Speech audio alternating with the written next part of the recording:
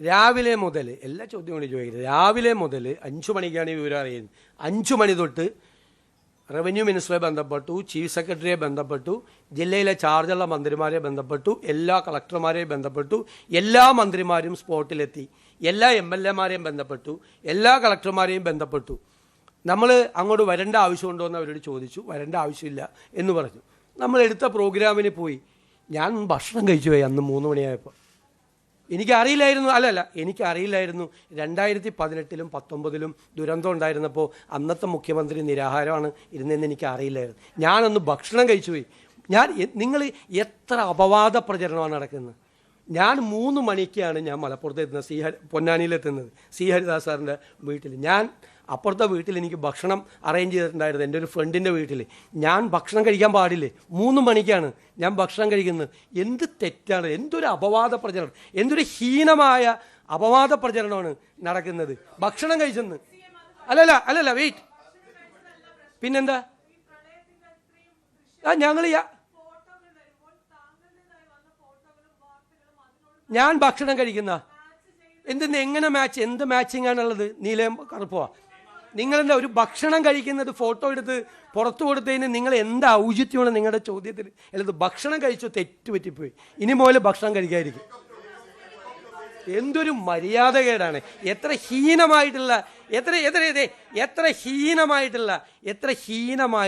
പ്രചരണമാണ്. ഒരു സ്ഥലത്ത് ഭക്ഷണം കഴിക്കുന്നത്, ഒരു സ്ഥലത്ത് വെള്ളം എടുക്കുന്നു. അല്ലല്ല, ഒരു ചോദ്യത്തിന് മറുപടി പറ. ഇതിനൊന്നും മറുപടി പറ. എന്താ ഔചിത്യക്കുറവാണ് ഭക്ഷണം കഴിച്ചതിന്? ഭക്ഷണം കഴിക്കാൻ പാടില്ലേ? നിങ്ങൾക്ക് വേറെ എന്തോ ദുരുദ്ദേശമുണ്ട് നിങ്ങൾ ചോദിക്കുന്നതിൽ. ഞാൻ ഭക്ഷണം കഴിച്ചു പോയി, ക്ഷമിക്കണം. എന്ന്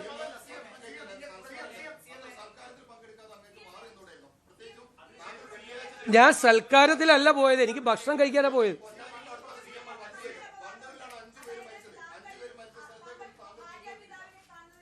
അല്ല, ഇത് കഴിയട്ടെ, ഇതിൻ്റെ വിഷമം തീർക്കട്ടെ.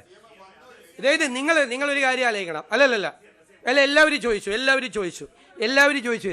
ഞാൻ ഗുരുതരമായൊരു തെറ്റ് ചെയ്തു. അന്ന് വെള്ളപ്പൊക്കം ഉണ്ടായ ദിവസം ഞാൻ ഭക്ഷണം കഴിച്ചു 3 മണിക്ക് ഭക്ഷണം കഴിച്ചു. അതാണ് ഞാൻ സംസാരിക്കുന്നതിൻ്റെ ഇടയിൽ പറയരുത്. ഞാൻ സംസാരിക്കുന്നതിൻ്റെ ഇടയിൽ ബഹളം ഉണ്ടാക്കിയത്. 3 മണിക്ക് ഞാൻ ഭക്ഷണം, കേരളത്തിലെ ജനങ്ങളെ വിലയിരുത്തട്ടെ.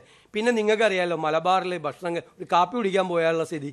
മലബാറിൽ ഏതെങ്കിലും വീട്ടിലൊരു കാപ്പി കുടിക്കും. അവർ ഈ വെള്ളപ്പൊക്കം എന്ന് പറഞ്ഞിട്ടല്ല, ഞാനൊന്ന് വരുമെന്ന് പറഞ്ഞു, ഞാനൊന്ന് ഹരിദാസേട്ടൻ്റെ വീട്ടിൽ പോകുമെന്ന് പറഞ്ഞു. അപ്പോൾ അടുത്ത വീട്ടിൽ ഭക്ഷണം കഴിക്കണമെന്ന് പറഞ്ഞു. ആ വീട്ടുകാർ മുഴുവൻ ഭക്ഷണം കഴിക്കാതെ 3 മണി വരെ എന്നെ കാത്തിരിക്കുക. ഞാൻ 3 മണിക്കാണ് എത്തിയത്. ഇതിൻ്റെ താമസവും കാര്യങ്ങളും ഓൺ ദ വേയിൽ മുഴുവൻ എല്ലാവരുമായിട്ട് ബന്ധപ്പെട്ടുകൊണ്ട് കംപ്ലീറ്റ് ഇരിക്കുകയാണ്. പിന്നീട് മലബാറിലായിരിക്കും പ്രശ്നം എന്ന് പറഞ്ഞു. മലബാറിലെ കളക്ടർമാരെ മുഴുവൻ എല്ലാ ഉദ്യോഗസ്ഥന്മാരെ ബന്ധപ്പെട്ടുകൊണ്ടിരിക്കും. നിങ്ങൾക്കൊന്നും പറയാനില്ലാത്തത് കൊണ്ട് നിങ്ങൾ ഒരാൾ മുഖ്യമന്ത്രിക്ക് ഭക്ഷണം കഴിക്കാൻ പാടില്ല എന്ന് എനിക്ക് ഇപ്പോഴാണ് മനസ്സിലായത്. അത് കഴിഞ്ഞല്ല, മറ്റത് കഴിഞ്ഞല്ല. നിങ്ങൾ ആദ്യം അല്ലല്ല, നിക്ക് നിങ്ങളൊന്ന് അങ്ങ് ദേശാഭിമാനി എന്ന് വന്നിട്ട് ആദ്യം മുതൽ അവസാനം വരെ ഇങ്ങനെ ചോദിച്ചുകൊണ്ടിരിക്കുകയല്ലേ. ഇനിയില്ല, അങ്ങേക്ക് മറുപടിയില്ല, വേറെ ആരെങ്കിലും ചോദിക്കും. ആര്? പ്രതിപക്ഷ നേതാവ് അത് പറയുമല്ലോ. പ്രതിപക്ഷ എന്ത് അനാസ്ഥയാണ് ഉണ്ടായിരിക്കുന്നത്. എവിടെയെങ്കിലും ഏതെങ്കിലും ഒരു ക്യാമ്പിലോ ഒരു റെസ്ക്യൂ ഓപ്പറേഷനിലോ എവിടെയെങ്കിലും എന്ത് വീഴ്ച ഉണ്ടായിട്ടുണ്ടോ? അവിടെ ഏരിയ സെക്രട്ടറിയെ കൊണ്ട് സ്വന്തം പേര് പൊക്കി പറയിപ്പിക്കാൻ വേണ്ടി നടത്തിയ ശ്രമമൊന്നും ഞങ്ങൾ നടത്തിയിട്ടില്ല. ഞങ്ങളൊക്കെ ഇതിനേക്കാൾ വലിയ ഫ്ലഡ് കണ്ടവരാണ്. കേരളത്തിലെ ഏറ്റവും വലിയ ഫ്ലഡ് കണ്ടവനാണ് ഞാൻ. 75,000 പേരെ ക്യാമ്പിൽ എൻ്റെ നിയോജകമണ്ഡലത്തിലും അത്രയും പേരെ നിയോജകമണ്ഡലത്തിന് പുറത്തും ക്യാമ്പിൽ താമസിപ്പിച്ച ആളാണ്. ആദ്യത്തെ 3 ദിവസം 1 മണി അരി പോലും വരാതെ എറണാകുളത്തെയും കൊടുങ്ങല്ലൂരിലെയും മാർക്കറ്റിൽ നിന്ന് കടം മേടിച്ച് സാധനങ്ങൾ കൊടുത്ത ആളാണ് ഞാൻ. അദ്ദേഹം അന്ന് വന്നിട്ട് എന്താ പറഞ്ഞത്? ഇനി ഒരു കാര്യം, പ്രതിപക്ഷ നേതാവിൻ്റെ അന്നത്തെ പത്രസമ്മേളനത്തിൽ എന്തൊക്കെയായിരുന്നു? ഇതല്ലല്ലോ PM ശ്രീ, പുനർജനി, വേറെ കാര്യമൊക്കെയല്ലേ അദ്ദേഹം പറഞ്ഞത്. ഈ ഓപ്പറേഷൻ നടക്കുന്ന സമയത്ത് ഞാൻ ഭക്ഷണം കഴിച്ചെന്നാണ് എൻ്റെ തെറ്റ്. അദ്ദേഹം ഇവിടെ വന്നിരുന്ന് പത്രസമ്മേളനത്തിൽ വന്നിരുന്ന് രാഷ്ട്രീയ ആരോപണങ്ങൾ ഉന്നയിക്കുകയായിരുന്നു അന്നത്തെ ദിവസം. അന്ന് നിങ്ങളാരും ഇത് ചോദിച്ചില്ല. ഈ വെള്ളപ്പൊക്കം നടക്കുമ്പോഴാണോ നിങ്ങൾ രാഷ്ട്രീയ ആരോപണങ്ങൾ ഉന്നയിക്കുന്നതെന്ന് പിണറായി വിജയനോട് നിങ്ങളാരും ചോദിച്ചില്ല. രാഷ്ട്രീയ ആരോപണങ്ങൾ ഉന്നയിക്കുകയായിരുന്നു അന്ന്. PMCയെ പറ്റിയും പുനർജനി പദ്ധതിയെ പറ്റിയുള്ള രാഷ്ട്രീയ ആരോപണങ്ങൾ. ഈ റെസ്ക്യൂ ഓപ്പറേഷൻ ഞാൻ ഭക്ഷണം കഴിച്ചു. എൻ്റെ തെറ്റ്. അദ്ദേഹം രാഷ്ട്രീയ ആരോപണങ്ങൾ ഉന്നയിക്കുകയായിരുന്നു.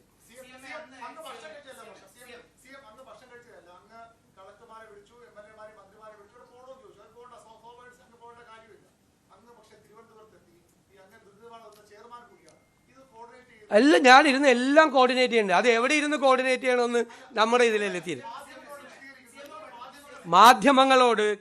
മാധ്യമങ്ങളോട് എൻ്റെ ഓഫീസിൽ നിന്ന് കൃത്യമായിട്ടുള്ള വിവരങ്ങൾ ഓരോ 2-3 മണിക്കൂറും തരുമ്പം 3 മണിക്കൂർ കൂടുമ്പോൾ ഓഫീസിൽ നിന്ന് തരുന്നത്.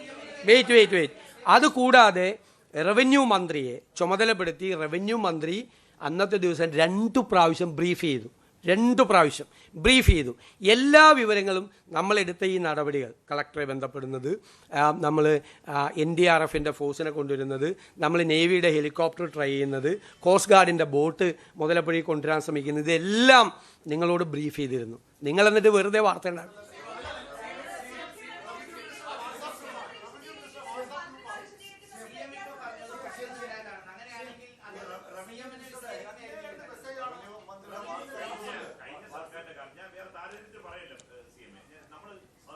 അല്ല, നിങ്ങൾക്ക് വേറെ എന്തെങ്കിലും ചോദിക്കാണെങ്കിൽ ചോദിച്ചാൽ മതി. ഇല്ല, വേറെ ഏതെങ്കിലും വിഷയം ചോദിക്കുകയാണെന്ന് വെച്ചാൽ.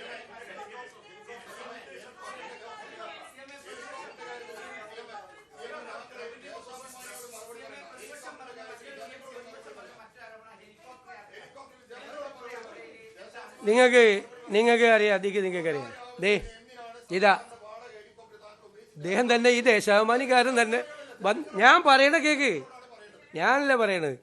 നിങ്ങളിങ്ങനെ വന്ന് ഈ ദേശാഭിമാനിയിൽ നിന്നും കൈരളിയിലും വന്ന് എൻ്റെ പത്രസമ്മേളനം കലക്കണ്ട. ഇത് തന്നെ പരിപാടിയാണ്.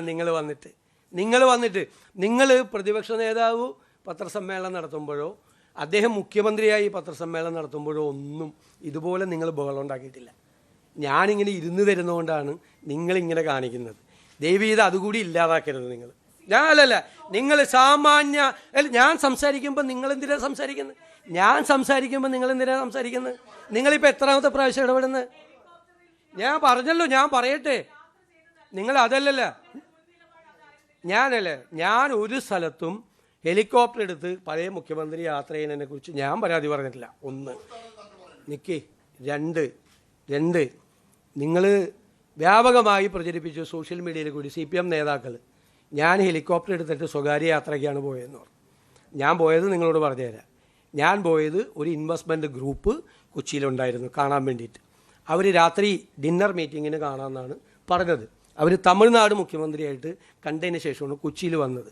ഞാൻ വന്ദേ ഭാരതിന് ബുക്ക് ചെയ്തിരുന്നു പോകാൻ. രാത്രി അവിടെ എത്തി അവരോട് സംസാരിക്കാൻ. അപ്പോൾ അവർക്ക് അത്യാവശ്യമായി സന്ധ്യയ്ക്ക് ഡൽഹിയിലേക്ക് തിരിച്ചു പോകണം എന്ന് പറഞ്ഞു. അവരെ അറിയിച്ച്, അപ്പോൾ അതിനു മുമ്പ് അവരെ കാണണം. കാരണം തമിഴ്നാട് കൂടി അതിൽ ശ്രമിക്കുകയാണ് ആ ഇൻവെസ്റ്റ്മെൻറ്റിന് വേണ്ടിയിട്ട്. അവരെ തമിഴ്നാട് മുഖ്യമന്ത്രി കണ്ടിട്ടും ഞാൻ കാണാതെ പോയാൽ അതൊരു ബുദ്ധിമുട്ടാവുന്നത്, പിന്നീട് ഒരു ആക്ഷേപവും. അതുകൊണ്ടാണ് ഹെലികോപ്റ്റർ. പിന്നെ ഞാൻ ഹെലികോപ്റ്റർ ഉപയോഗിച്ചതിൽ 1 രൂപ പോലും സർക്കാരിന് നഷ്ടം ഉണ്ടായിട്ടില്ല. 1 രൂപ പോലും സർക്കാരിന് അധിക ചിലവുണ്ടായിട്ടില്ല. കാരണം കഴിഞ്ഞ ഗവൺമെൻറ് അടുത്ത സെപ്റ്റംബർ 19 വരെ ഈ ഹെലികോപ്റ്റർ വാടകയ്ക്ക് എടുത്തിട്ടിരിക്കുകയാണ്. ഗവൺമെൻറ് 5 മാസം വാടക കൊടുത്തിട്ടില്ല. ഒരു മാസം 80 ലക്ഷം രൂപ വെച്ച് 25 മണിക്കൂർ മിനിമം ഫ്ലൈ ചെയ്യണം. അത് ഫ്രീ ആണ്. 25 മണിക്കൂർ ഫ്ലൈ ചെയ്യണം മിനിമം. 25 മണിക്കൂർ അത് ഫ്രീ ആണ്. അത് ചെയ്തില്ലെങ്കിലും ഈ 80 ലക്ഷം രൂപ കൊടുക്കണം. ഞാൻ യാത്ര ചെയ്തുകൊണ്ട് സംസ്ഥാന സർക്കാരിന് 1 രൂപയുടെ നഷ്ടം ഉണ്ടായിട്ടില്ല. ആകെ 3-4 മണിക്കൂറാണ്. കാരണം 2 മന്ത്രിമാർ വയനാട്ടിൽ പോയതും ഞാൻ വയനാട്ടിൽ പോയതും മാത്രമാണ് ഞങ്ങൾ ഈ ഗവൺമെൻറ് വന്നതിന് ശേഷം. കൂടുതൽ വാർത്തകൾക്ക് News 18 Keralam YouTube channel subscribe ചെയ്യുക.